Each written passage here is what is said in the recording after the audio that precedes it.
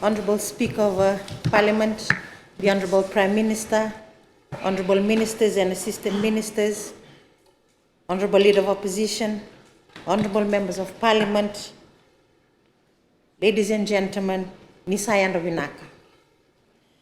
Honorable Speaker, I rise to address the House this morning on the alternative pathway that will be employed as an interim measure for the transfer and trading of the emission reduction units under the current carbon trade agreement, whilst Part 10 of the Climate Change Act of 2021 is yet to come into force.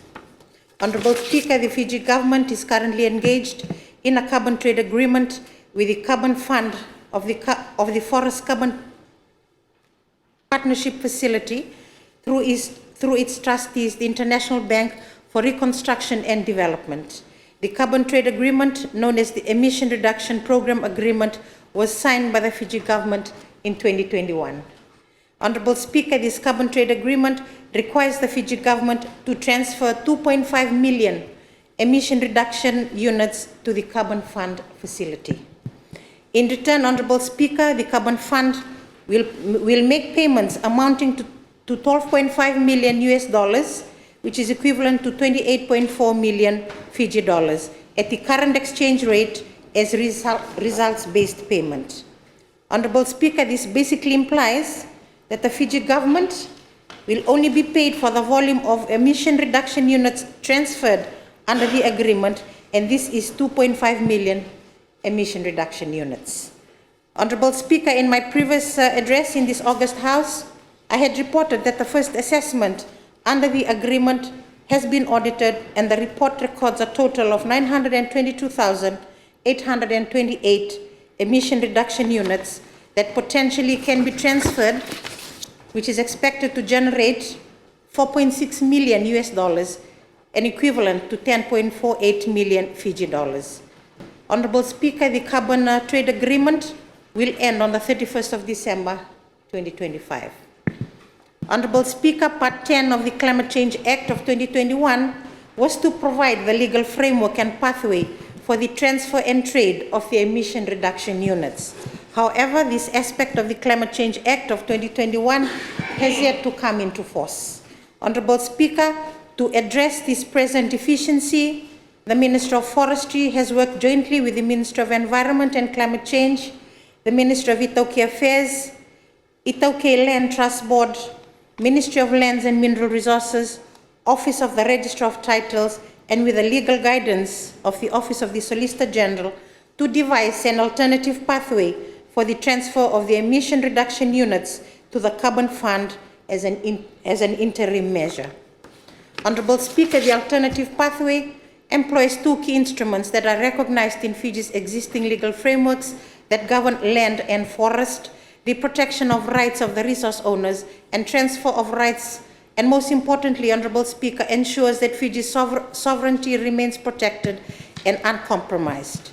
And these are the land lease agreement, which is issued for development purposes under the following legal frameworks. For native land, the relevant laws are the Itauke Land Trust Act of 1940, Itauke Land Trust Leases and Licenses Regulations of 1984, and the Itauke Land Act of 1905. For state land, the relevant law is the State Lands Act of 1945. For freehold or privately owned land, the relevant law is the Land Transfer Act of 1971. Secondly is the deed of assignment, which provides the pathway for the leaseholder to transfer the rights to the emission reduction units to the Fiji government to then directly transfer and trade with the buyer, that is the Carbon Fund. Honorable Speaker, the assignment will be employed in two forms and is dependent on whether a piece of land is leased or vacant. That is, for land under an existing lease, a variation to the current terms and conditions of the lease agreement is mandatory. This variation will incorporate conditions that allow the leaseholder to participate in the emission reduction program, and secondly, incorporate a condition for the transfer of the rights to the emission reduction units to the Fiji government.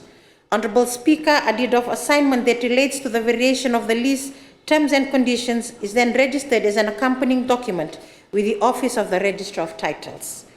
For vacant land that will be issued new leases, this is straightforward with both conditions, that is to participate in the emission reduction program and the assignment of the rights to the emission reduction units to the Fiji government. These are incorporated as a condition of the initial lease agreement and registered with the Office of the Registrar of Titles. Honourable Speaker, I wish to make it clear in this August House that all processes of community engagement and consultation and customary protocols regarding acquiring the consent of the landowners will be followed prior to the documentation process that I have just explained.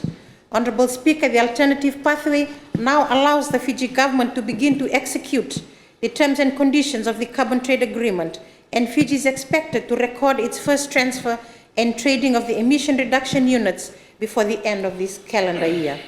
Honourable Speaker, the Carbon Fund is empathetic to Fiji's challenges and is willing to consider an extension to the term of the carbon trade agreement, but this decision will only be made when Fiji displays a consolidated effort in the form of the transfer and trading of the emission reduction units.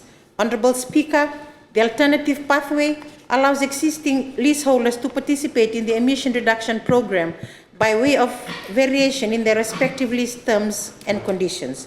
The alternative pathway ensures that the ownership and rights of the landowner are protected and that an equitable share of the carbon payment is paid to the landowning unit in addition to the mandatory land rentals payable each year. Honourable Speaker, the alternative pathway is an interim measure that will be followed to allow the Fiji government to begin executing its part under the current carbon trade agreement, and it is envisaged that the transition to adopt the legal framework under Part 10 of the Climate Change Act of 2021 will be seamless with less complication. Inaksaka.